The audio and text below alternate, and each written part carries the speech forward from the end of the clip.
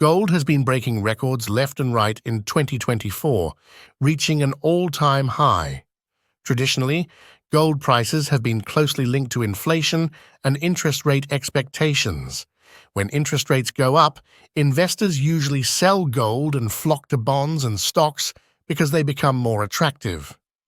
On the flip side, when interest rates drop, those alternatives lose their shine, leading investors back to gold, which pushes up its demand and price.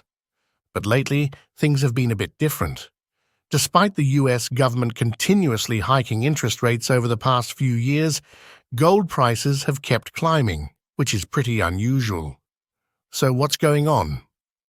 A clue lies in the World Gold Council's recent report from last month.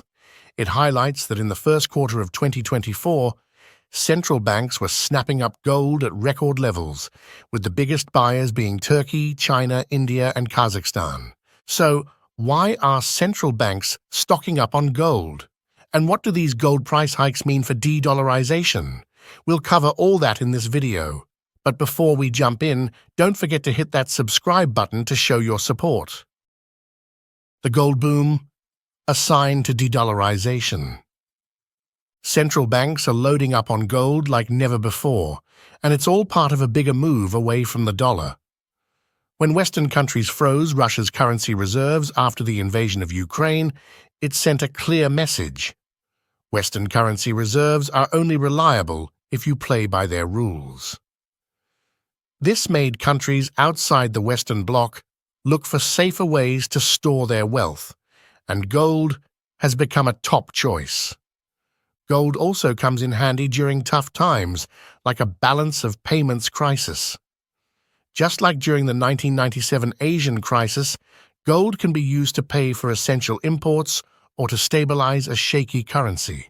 It can also serve as collateral for loans, but the real gold rush started around 2010. Since then, countries all over the world have been buying more gold than they're selling.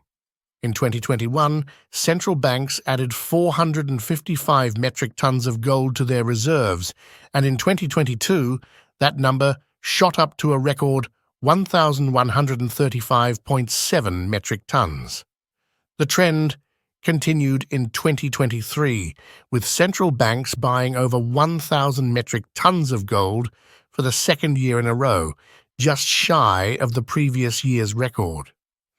According to a mid-2023 survey by the World Gold Council, 24% of central banks plan to boost their gold reserves in the next year, and more than 70% expect global central bank reserves to grow. China, in particular, has been on a gold-buying spree, its longest yet, as it looks to diversify away from the dollar and protect against currency depreciation. In February, China sold off another $22.7 billion in U.S. Treasury securities, bringing its total holdings down to $775 billion. Despite this, China remains the second-largest foreign holder of U.S. debt. This move by China is a clear strategy to reduce its reliance on the dollar, driven by concerns over the dollar being used as a tool for foreign policy. And China isn't alone. Other countries, especially in emerging markets, are also diversifying their forex reserves. The US dollar's role as the world's reserve currency is fading. For more than half a century, the US dollar has been the world's go-to reserve currency, with hardly anyone questioning its dominance. But the war in Ukraine might be a turning point, as countries are now pushing for a more multipolar world. More and more nations are starting to settle trades in currencies other than the dollar. Sanctioned nations have been trying to reduce their reliance on the US dollar for a while, but now even countries that aren't under sanctions are looking for alternatives. For instance, oil-producing countries are exploring the idea of trading in yuan, and India is working on settling trades in rupees with several other nations. According to the International Monetary Fund, the dollar's share of central banks' foreign exchange reserves has dropped from over 70% in 1999 to around 59% in 2021. Even though its share has decreased, the dollar is still the main global reserve currency. But things are changing fast. There's growing dissatisfaction with the dollar's dominance, and it's spreading across Southeast Asia, the Middle East, and Latin America. De-dollarization efforts are now part of the policies and strategies of some countries, showing up in various ways. One of the biggest concerns is the mismatch between the shrinking role of the US economy in the world since World War II and the dollar's still dominant role in global finance. If you look at the numbers, the dollar's share in international foreign reserves, global trade invoicing, international debt securities, and cross-border loans is way bigger than the United States' share of global GDP and international trade. It's pretty wild to think about the risks of one country whose share of global GDP has fallen from about 45% to around 25% since World War II, still carrying such a huge responsibility for the world's economy. This concentration of power in one country makes many around the world uneasy. Some scholars even argue that the current dollar-dominated international financial system is tilted in favor of the US and can't last forever. On top of that, Fitch recently downgraded the US sovereign credit rating, citing a steady decline in the country's fiscal and debt situation over the past 20 years. US Treasury Secretary Janet Yellen called the downgrade arbitrary and outdated, but we think it was overdue, especially considering the $13 trillion rise in US debt during the Biden and Trump presidencies.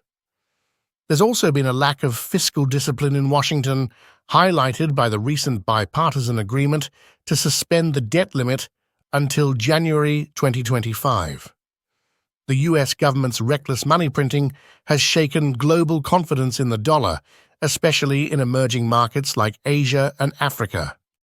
De-dollarization is inevitable. Despite all the talk about de-dollarization, the US dollar's status as the world's reserve currency is still holding strong, mainly because no other fiat currency can match its liquidity.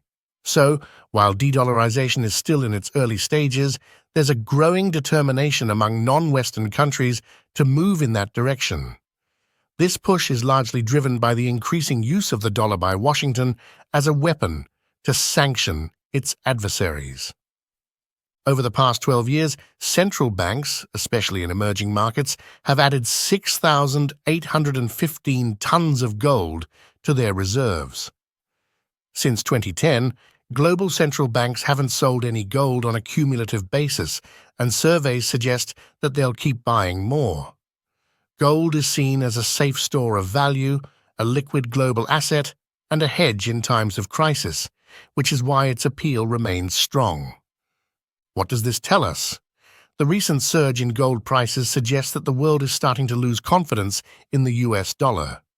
People used to scoff at the idea of de-dollarization, but now, with gold trading above $2,300, record highs by any measure, and investment analysts recognizing de-dollarization as a real trend, it's clear that the US can't maintain its financial dominance forever. The shift towards a multipolar world is becoming more and more real. So what do you think? Will the US dollar continue to weaken and lose its value? Share your thoughts in the comments below. If you enjoyed this video, hit the like button and don't forget to subscribe to our channel to show your support.